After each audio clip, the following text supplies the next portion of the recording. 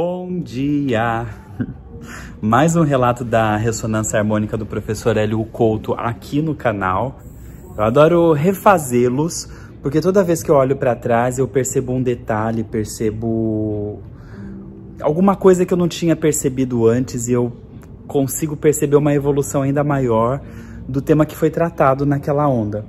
Então, por exemplo, na última semana eu falei da primeira onda, que a onda foi uma onda de movimento, tive algumas limpezas físicas, algumas catarses físicas, e terminei falando que a minha segunda onda tinha sido mais punk.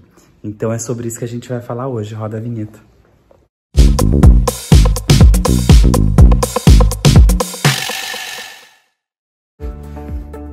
Assim, para quem não me curte, já curta, compartilha, porque para mim é muito importante. Eu ando me dedicando bastante ao virtual. Não tanto aqui no canal quanto eu queria, porque não tenho tempo, mas eu tô desenvolvendo bastante coisas no paralelo, como por exemplo, o nosso grupo de estudos, que o primeiro aconteceu sábado agora e foi uma delícia. Serão 10 encontros. O primeiro já aconteceu, mas quem quiser, as aulas ficam gravadas. Então, se você quiser participar, pode mandar uma mensagem para mim, um e-mail, e lá eu passo todas as informações. É muito legal mesmo. O primeiro tema a gente falou sobre a noite escura da alma, que é um tema bastante decorrente na espiritualidade, e eu fiquei muito surpreso mesmo também. Alguns não, né? Todos que participaram fizeram um breve relato, um depoimento, e a ideia é cada encontro falar um pouquinho sobre aquele determinado assunto. Eu tô em êxtase. O segundo assunto é o meu e-book, que agora ele está disponível nas plataformas para comprar. Quem ainda não tem, pode adquirir.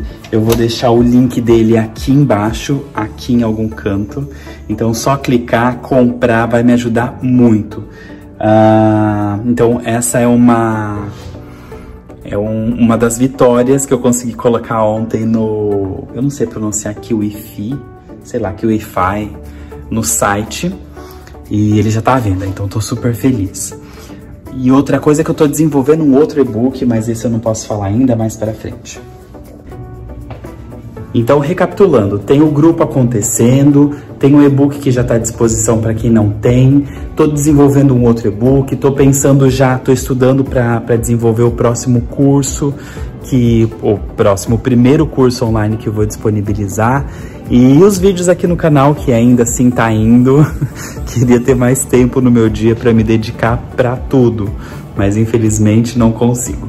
Bom, então conforme o combinado, hoje eu vou falar da segunda onda do professor Hélio Couto, como que a segunda onda me pegou.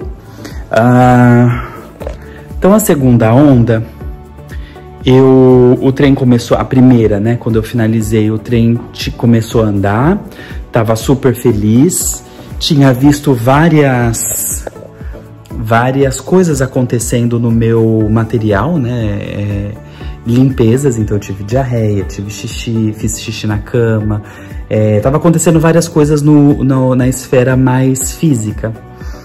E no finalzinho da primeira onda, um ex-namorado meu que eu era apaixonado, ele volta. Ele mora em Miami, mas a gente se conheceu no Brasil e por um acaso ele tem casa aqui em Portugal também. E aí a gente marcou de se reencontrar, fazer uma viagem como amigos. A gente foi pro Algarve e no Algarve a gente voltou. A gente tinha separado porque ele tinha me voltado pro ex dele, que eu tinha ficado muito chateado. E aí depois nessa viagem, nessa volta, a gente colocou os pingos nos is e nós reatamos. Eu achei curioso porque uma seguidora, dias antes, eu tinha visto um relato no YouTube falando que na segunda onda, um ex dela de 10, 15 anos atrás tinha voltado. Então, na hora eu pensei, o fulano vai voltar. E dito e feito, ele voltou, a gente fez essa viagem, tudo. E nisso a segunda onda tava tocando. A onda tem 3 meses, né? Até o O primeiro mês foi tudo tranquilo, as coisas andaram muito tranquilas, o trabalho melhorou, tudo melhorou. Aí aconteceu que ele me pediu em casamento, queria tentar uma coisa mais séria. Eu fiquei em êxtase, aceitei, claro, e fiquei super animado. Passado uma semana depois, ele me bloqueia de todas as redes sociais, de WhatsApp, e só me manda uma mensagem que ia voltar pro ex de novo. E enfim, terminou o nosso relacionamento dessa maneira. Na hora que isso aconteceu, eu fiquei incrédulo. Eu olhava para a tela do celular, eu não conseguia entender o que estava acontecendo. E ali eu fui ficando sem voz. Eu não conseguia, não tinha voz para falar. Foi bem nessa época, bem nessa semana que o canal nasceu. Como eu estava feliz, estava muito motivado, estava colocando alguns projetos em andamento. E ali, de repente, eu percebi que eu estava muito desamparado, assim, na vida. Eu estava sozinho, morando num país que eu não tinha colo de ninguém, não tinha amigos, não tinha amor, não tinha um trabalho que eu pudesse me dedicar com afinco. Eu estava me sentindo muito sozinho, muito triste. E aquilo foi um estopim para vir dores muito fortes, sobretudo dores de abandono, de rejeição, coisas da infância tava vindo, sabe? Falta de pai, uma mãe distante. De repente, eu fui percebendo que a minha criança interior estava muito abandonada, ela estava chorando, ela precisava de colo. E nesse momento, o canal do YouTube foi fundamental para mim. Eu comecei a me conectar com pessoas aqui com dores similares e a gente começou a trocar muitas mensagens e aquilo, de uma certa forma, passava um pouco aquele sentimento de tristeza e de dor. Eu passei, acho que 2 semanas muito mal, com uma depressão horrível, com uma tristeza muito forte, uma vontade de chorar. Eu morava numa casa que eu não gostava das pessoas. E de repente eu olhava para minha vida e falava assim, nossa, tudo tá acontecendo ao mesmo tempo, eu não tô conseguindo administrar isso. Na segunda onda, eu tinha muitas vozes na minha cabeça, eram vozes que não calavam a boca. E às vezes eu tinha vontade de gritar, porque parecia que eu tava enlouquecendo. E aquela pobreza, aquele sentimento de escassez que estava me consumindo. A casa que eu morava era horrível, as pessoas com quem eu morava eram pessoas muito difíceis, o trabalho não estava legal, enfim, foi uma fase muito complexa da minha vida. Mas de um certo modo, eu sabia que era a limpeza acontecendo. Eu sabia que era uma coisa que eu tinha pedido relacionamento, então estava acontecendo uma limpeza em relação a relacionamento. Você não quer um relacionamento futuro, uma coisa bacana, então você tem que limpar, é uma possibilidade de você limpar. Eu entendi esse processo, eu entendi esse movimento, mas eu não queria aceitar, eu queria uma coisa mais fácil.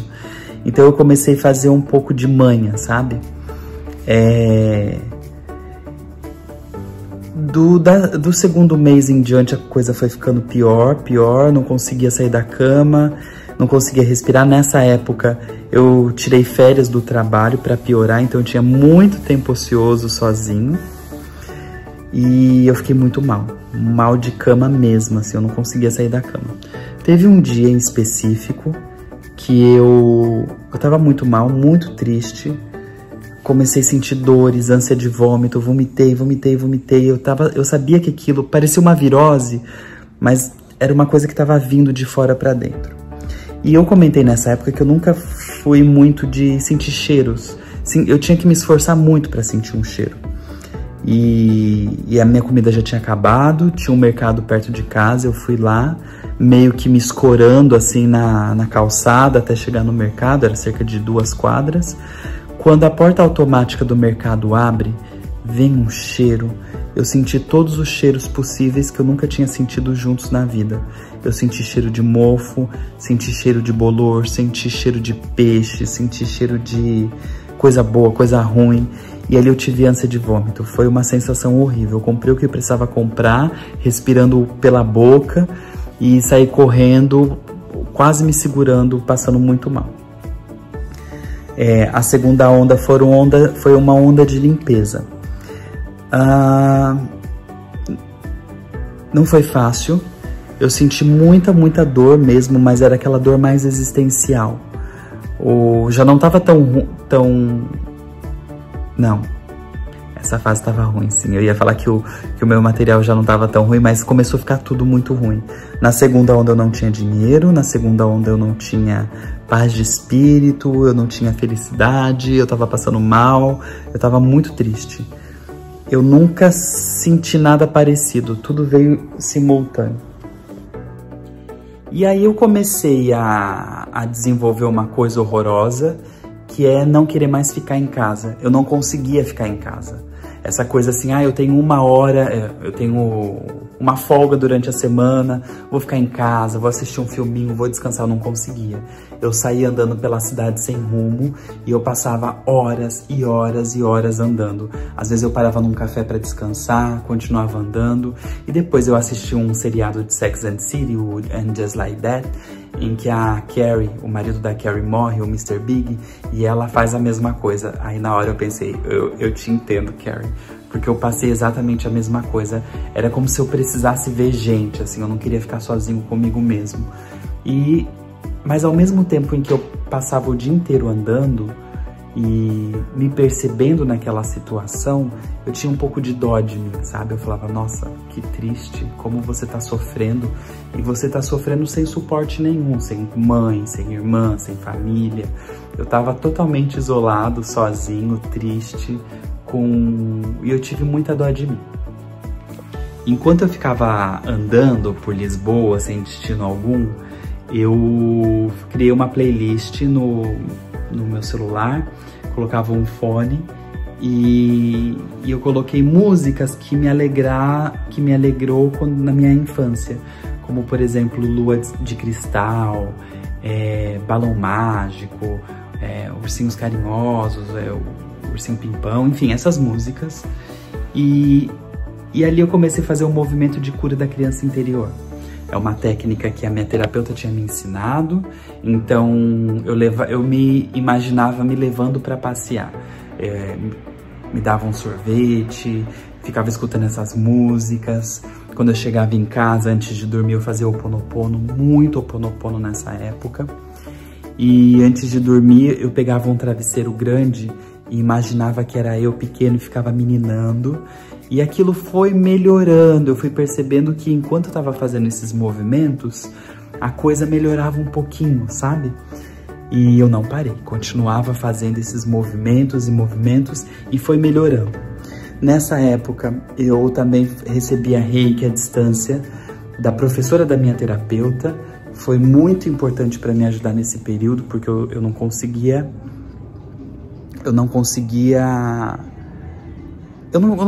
Não dava, sem aquele apoio, sem aquele carinho, não ia. No nosso grupo de estudos, o primeiro tema foi A Noite Escura da Alma. Para quem não conhece esse tema, quem indicou foi um seguidor que participa do grupo. E aí eu fui pesquisar, vou tomar um cafezinho. Aí eu fui pesquisar para saber sobre o tema e Na Noite Escura da Alma fala que é esse momento que a gente passa, esse momento desafiador em que a gente passa,